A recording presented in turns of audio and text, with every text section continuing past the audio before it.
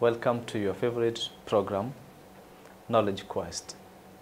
This is our English series. We have been learning them, and I welcome you today to our literature lessons.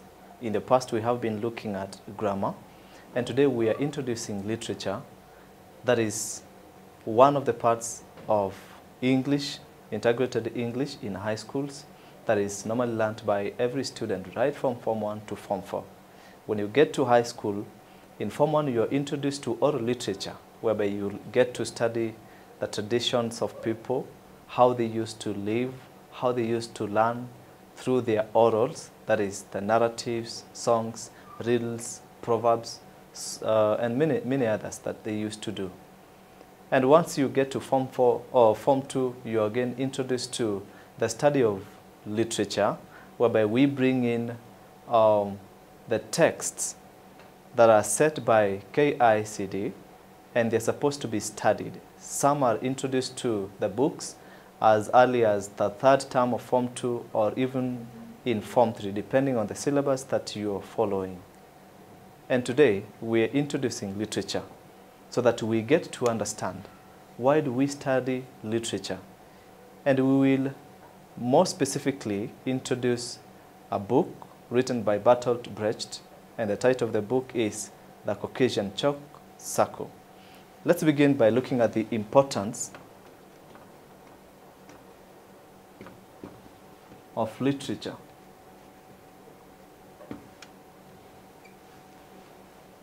Why do we study literature? Life is so interesting. Sometimes different people go through different experiences in different setups, the settings. Sometimes you're walking and you see something beautiful on the way, and you think about it, and you put down in either a poem, or you write in a song, or at times you write a story from just a simple thing that you see, like finding a beggar on the way, and you see how people pass, and you see how they stretch their hands. They receive a coin or two, and you think about such kind of an experience and you put it down in a story. You want to capture how you feel about the beggars. You want to capture how people view them, and probably you'd want to pick one lesson or two that people can learn. Literature, in simple terms, is the foundation of life. And different authors will have different experiences that they may not have the forum to express in the whole society, to come and tell every person 1, 2, 3, but if they put it down in writing, they can communicate, they can speak to 1 million people in different setups without necessarily reaching them physically, but through writing. Literature will expose students to various topics of life, and they'll help them to critically think about life from different angles, from different lenses of the people who've written them. Because every experience is not the same from one writer to another writer. And sometimes these people look at society and they want to present what's happening in society to correct probably a vice that they see happening in the society. And they would wish it happen in a different way. And probably they want to recommend some good morals, and they want to rebuke the bad ones, and they want to show you how life should be, probably. And so they put it in writing. So the way a person in Kenya will experience is not the same thing that a person in Germany will have experienced, or in Uganda, or in any other state. So their experiences are different. And so when we put down these writings and we pick and study them in different setups, we expose to different kinds of writing, the different languages, styles of language of writing, and at times also the different topics that these people talk about in the society. And notably is that literature is a mirror of the society. We look at the society and we look at the book. Anytime you pick a literature book, you should always ask yourself, what is the intention of this writer? How is my society pictured in this book that I'm reading? How relevant is it? And my student, you will notice that any book that has been recommended to you as a study book is a relevant book that exploits the various themes, concerns in your society, whether set in Kenya or whether set in your own community or from another community. There are always common things that happen in society that you can say, this is my community. I can see my community in this book. I can see myself in this book. It will always arouse thoughts and imaginations of your own life or your society's life or your, let's say, the world around you. So literature is very important in our study. It enables you to look at things from a different perspective. When you are in your own cocoon, you may never know what happens in other places. But when you read a well-written piece, then you can tell, oh, so this happens also elsewhere. So this is what's happening in society. And so you pick it and you can analyze critically. It will not only develop your critical faculties, it will also help you to develop language. It will help you to have more vocabulary, to be exposed to different writings. And for those who love writing, imaginative compositions, stories, poems, read other people's writings and you'll develop yours. And so, today, we will introduce the Caucasian Chalk Circle.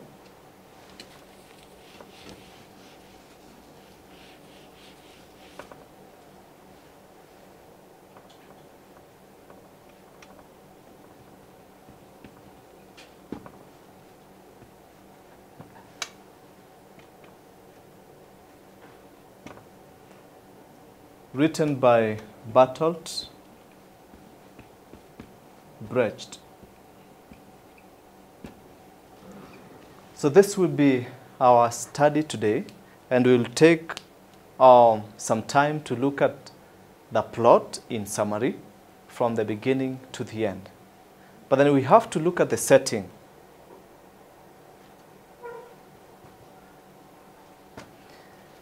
Whenever you are analyzing a text, there are various parts that you have to look at.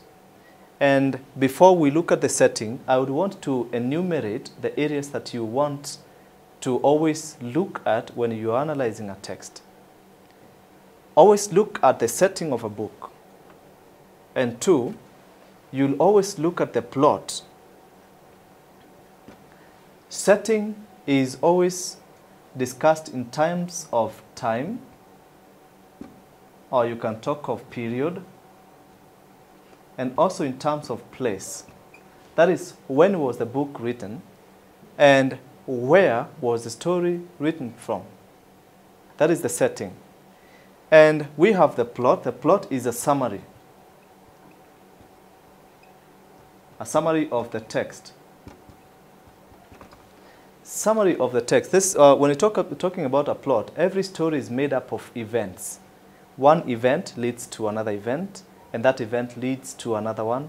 And when we have so many events, then we have a story. And so the plot is simply a summary that cuts around the main character of the whole story, but briefly. So it is from the beginning to the end. Another item of analysis in literature is themes. These are the concerns. And as I began by telling you, is every author will have a concern in the society that they want to pass across. And they want to ask, what is my society today? How would I wish it to be? And so in the reading, in the best way they put their language in their book, you can see that this is what the author is addressing. This is what they want to communicate. And so you get the themes, the messages, concerns, you can call them concerns, or the messages in the story, which are always expressed through the way the characters behave, what the characters talk about, and they can also be expressed through the various events. And of course, in normal life, when people are seated together and they're speaking about something, you can tell their topic. When they sit down to talk about so-and-so, the way he got money illegally, the way the other guy was given money so that he can offer a job, and the way another person also wants to or is looking for money so that he is offered a scholarship somewhere, you would always tell these people are simply talking about corruption. And so their theme is corruption. That's how you tell what a theme is. So we'll be looking at themes in our analysis. Another item of analysis in literature is characterization.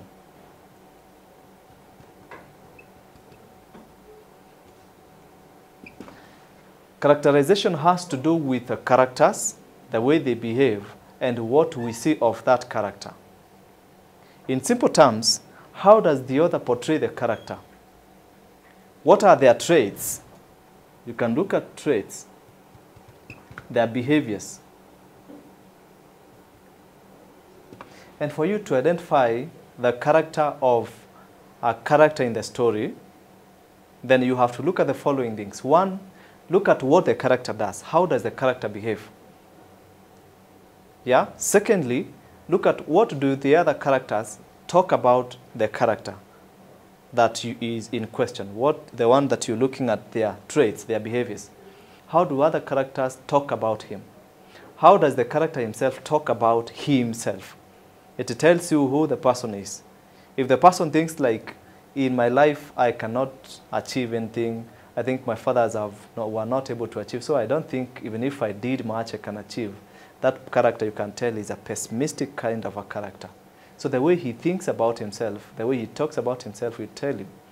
You also look at what we call authorial intrusion. Sometimes the author gets into the minds of the character and exposes to us what the character thinks. And so that also informs about who the character is. And also the author himself can express the character trait of a character through the way he or she describes that character. So it tells you. So look at what the character does. Look at what other characters say about the character. Look at what the character himself says about him. Look at what the character thinks about himself. And also look at how the author describes the character. That way, you will be able to analyze or to identify the character trait of that particular character. Correct? Our fifth point of analysis is what we call language. The language use. Any literature will be presented through language. And in this case, we're talking about English literature presented through English language. But then, there's a difference between the way one author will put his words and the way another character or another author will put his words down. And that forms how they use the language.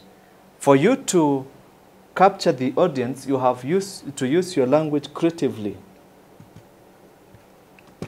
So your creative use of language will help, will either draw people to reading your book, it will interest many readers, or it will put them away.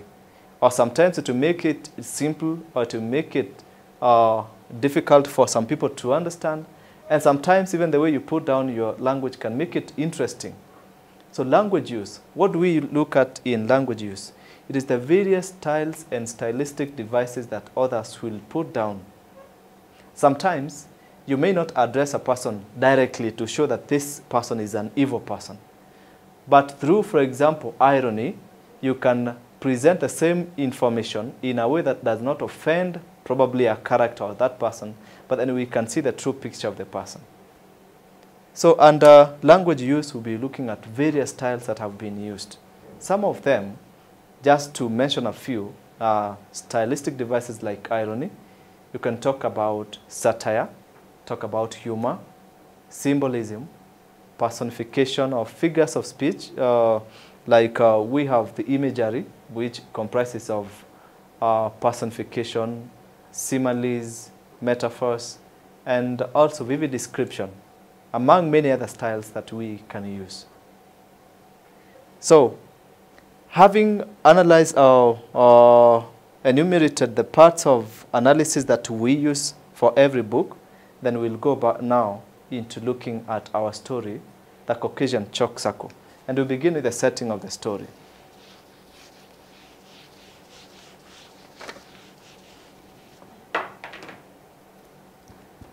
Remember, we said setting is described in terms of time or the period, and also in terms of place. When was the story set? The Caucasian Chalk Circle by Bertolt Brecht is a story that is set outside Kenya. It is set outside East Africa, and it's set outside Africa. In simple terms, it is set in Germany at a period that was characterized by wars and such kind of social and political turmoils. When the story is written, it is written shortly after Second World War, where Germany had participated, and we'll be looking at mostly, you see, we'll have stories about the Hitler's army, the way they used to fight with the Russians and such kind of things after the Second World War. And when this story is written, at this time, the society in Germany was politically unstable. There had been a lot of wars, and of course, these are wars that we call them, if we were to look at expansionism theory, where every country wants always to expand their boundaries. It is what characterized especially many of the wars and states in the Second World War. So the story is set in Germany after the Second World War. And that is the period when Bertolt Brecht writes this story to especially bring out some of his pertinent issues that I'm going to discuss. Bertolt himself is a Marxist. Marxism is a movement that always advocated for communism. What does that mean? This is a movement that was started by Karl Marx,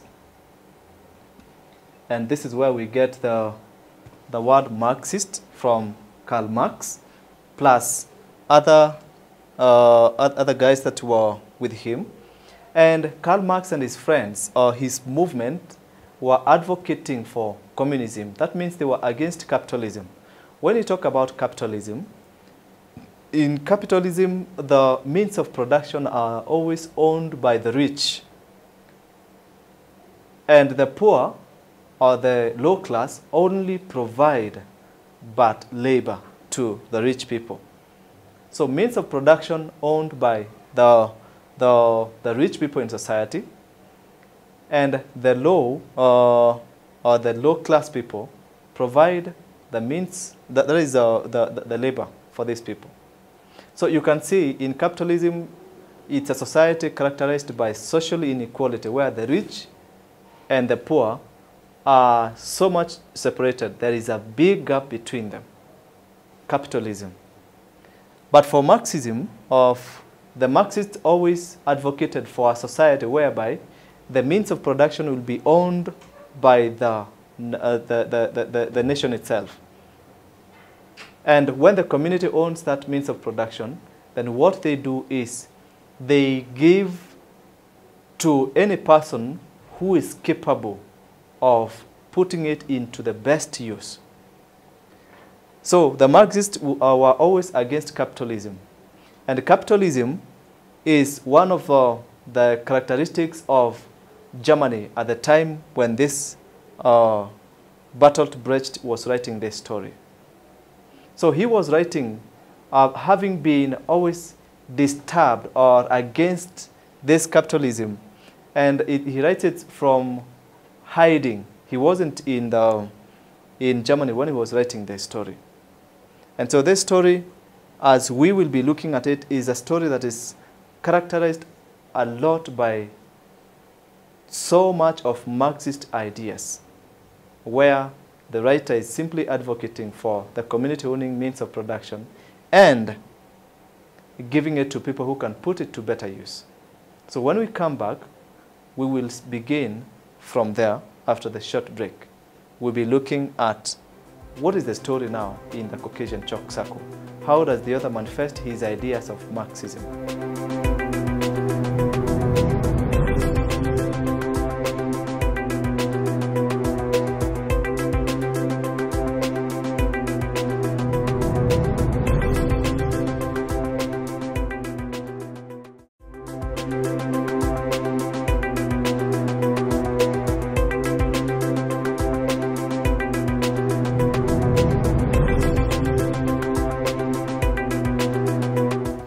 Welcome back, and I hope your break was good.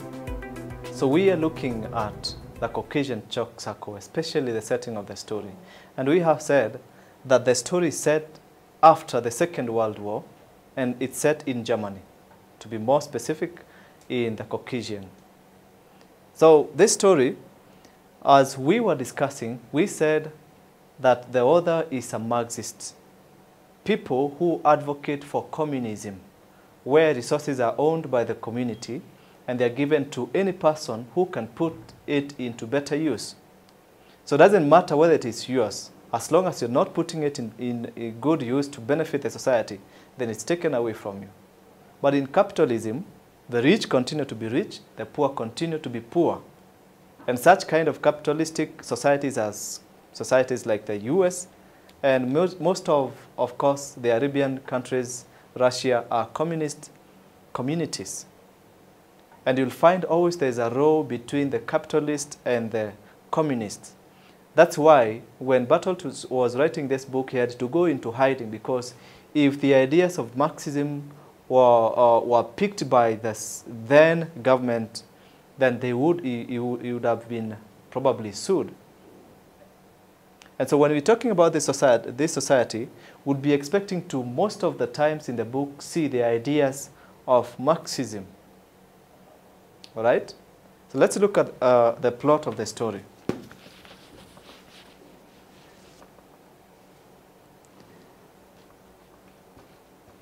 We said that the plot is a summary of the story.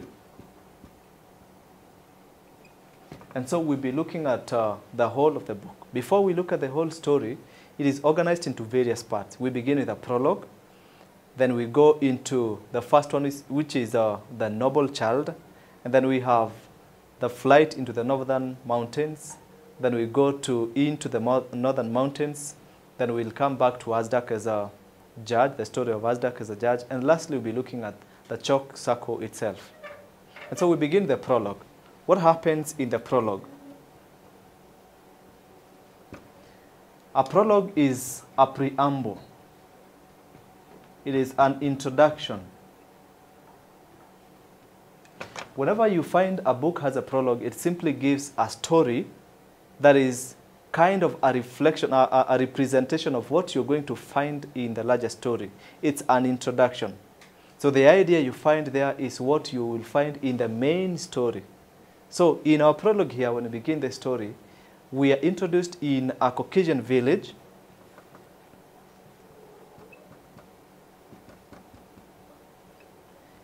And it's not just a Caucasian village, it's a ruined Caucasian village. We begin at a place that has been ruined by war. Things have been destroyed, and this is where we meet two communes.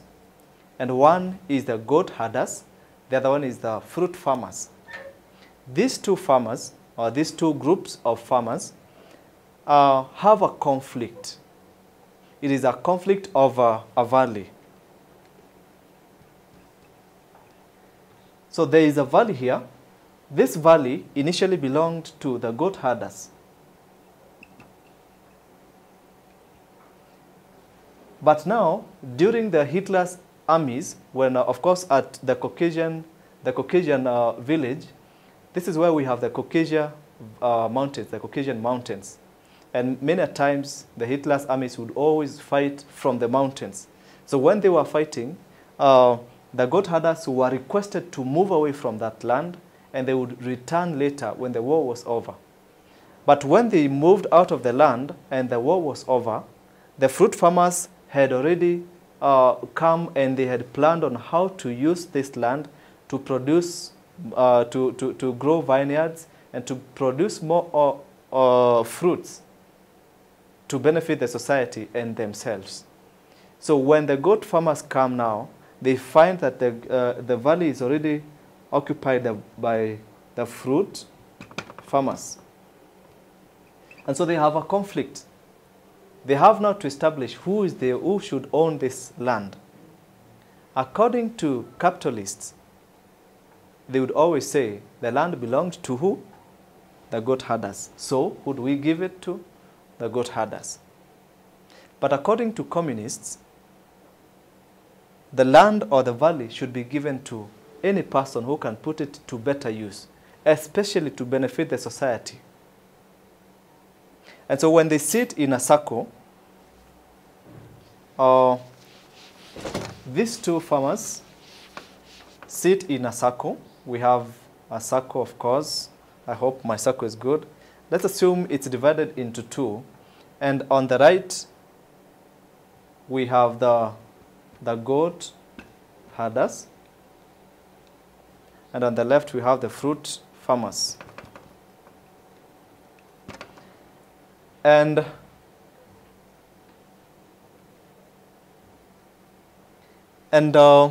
when these two communes sit together to deliberate or to solve the conflict, a representative is sent from the state to come and help them solve. So present is a delegate. We have a delegate who is present here, and he's come to arbitrate the process of conflict resolution. And this is where, of course, we learn a few of the things before we can move into the story. So there is a conflict between two farmers, the goat farmers, the fruit farmers, over who should own this valley. And the delegate listens to them, gives the fruit farmers or the goat farmers a chance to explain why they should be given the valley. And they explain that the valley belongs to them from all eternity. Secondly, the goats do not like wherever they are. They also say that the morning does not smell morning, where they had moved to. And more interestingly, they give out a package of cheese, and they give to the fruit farmers to taste, simply to indicate to them that the cheese has also changed since they moved from that land. So they want to come back because it initially belonged to them. And wherever they are, the goat cannot produce the same cheese as they used to produce when they were in that valley that they now want to come back to. And so when the goat herders are done with their case of explaining why they need back the valley, the fruit farmers are given a chance to explain why they should be given the valley. And they explain more comprehensively the plans that they drew, irrigation plans of the valley, of how they will turn the acres of unproductive land into fertile land, how they're going to produce vineyards and orchards so that the community will benefit. And they will, of course, they have all the plans of how they're going to break the rocks and to make sure that the water that is around them will be used for irrigation or irrigating the land. And so when they weigh the two, they actually agree that the fruit farmers have better plans on how to utilize the valley. And so the delegate requests or asks the goat herders if they agree that the plans were good, and the goat farmers look at the blueprints, and of course they accept, which is remarkably, one of the goat herders looks at it as, of course, a way of holding a gun on them and forcing them to release the valley. But then, of course, when they weigh the two, they find out the fruit farmers have better plans, and so they agree to give out. Note that the delegate does not give out the valley to the fruit farmers. It is given out upon an agreement of the two communes. And when they have done it, or what we may call it a peaceful resolution,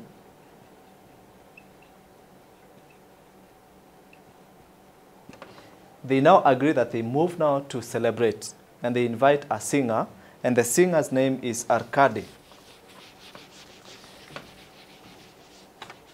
So they have solved the problem, and they invite Arkady, who is a singer, to come and present a song as they celebrate and give up the valley. So they have agreed that the fruit farmers will be given the valley. Remember now, see how the problem has been solved. And this is a lesson that we need to learn as a community. How do we solve our conflicts when we are in conflict with one another, when we are in a row? How do we solve it? One, you have to identify what the problem is. Yeah? So in simple terms, I'm giving you the conflict resolution process.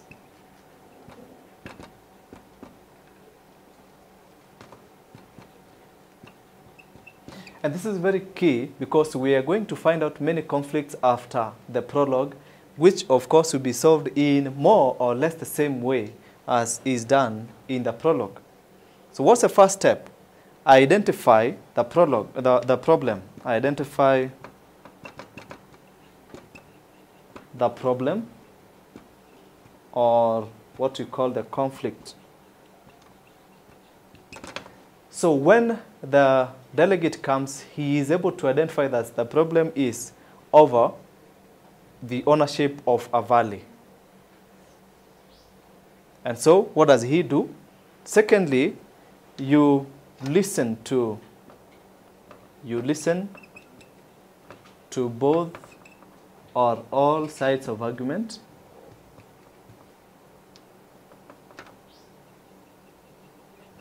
That is our second step. Identify the conflict, then listen to all sides of the argument. When the delegate comes and sits in the circle among the people in a row, he asks the goat farmers to explain why should the valley be given to them. And they give the reasons, 1, 2, 3, 4. And he also asks the fruit farmers to give the reasons why they should have the valley. And they give 1, 2, 3, 4 reasons. And so, once they have done this, the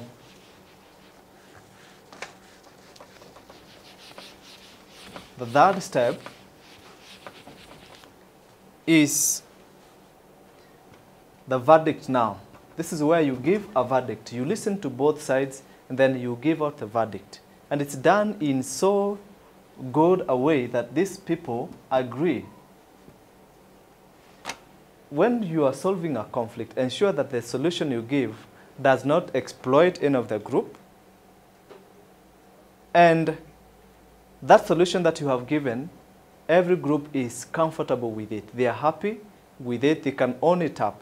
Because if they do not own it up, it will backfire at some point. So he listens to them, and then they give a verdict. And the verdict here is carefully done, that it is not the delegate who gave out the valley. It is the two groups that agree, and especially the initial owners, as capitalism would give them, that is the goat farmers.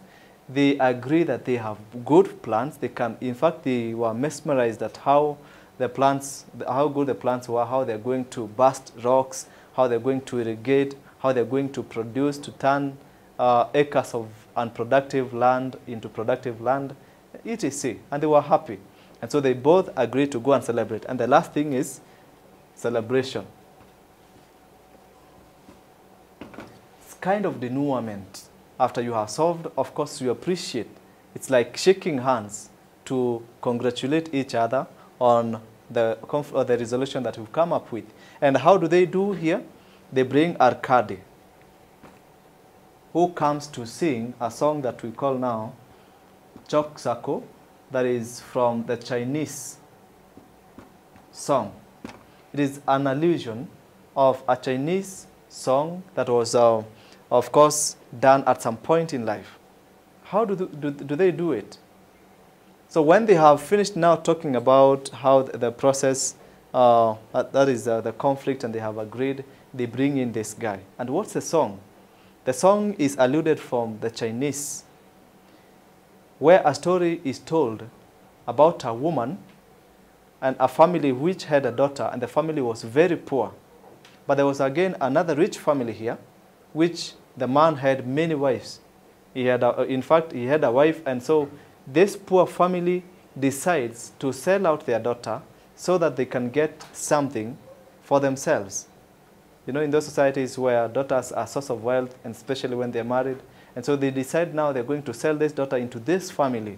And the daughter, the young girl, is married by this guy, and she becomes the second wife. Unfortunately, in that family where she's married, the first wife was barren.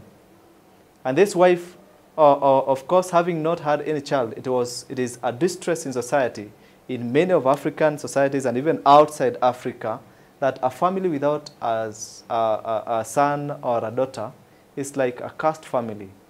It's a rejected family. And so when this daughter is sold into that family, she bears a son.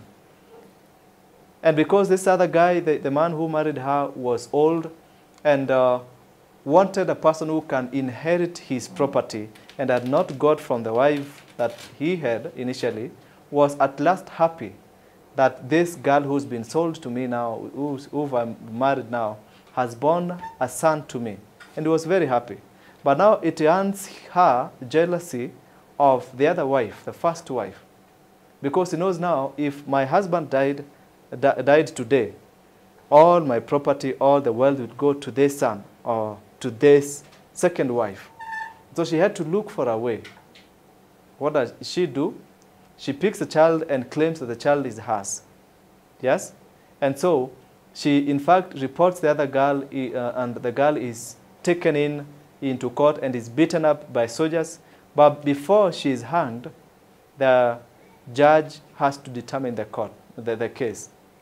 And this is where, of course, they borrow the wisdom of Solomon.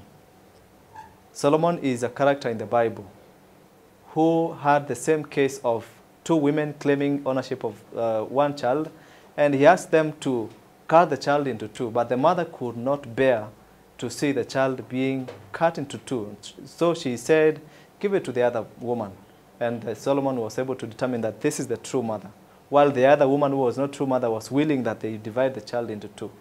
And so the same case in this Chinese song, whereby they decide now that we have to determine who the true mother is. And the child is placed in a circle, and they decide now they are going to pull the child. But then the mother cannot bear to tear her own child. The first woman is willing to pull the child from the circle, but then the mother decides now to give it out. And so they are able to determine that the child belongs to this girl and not this first woman.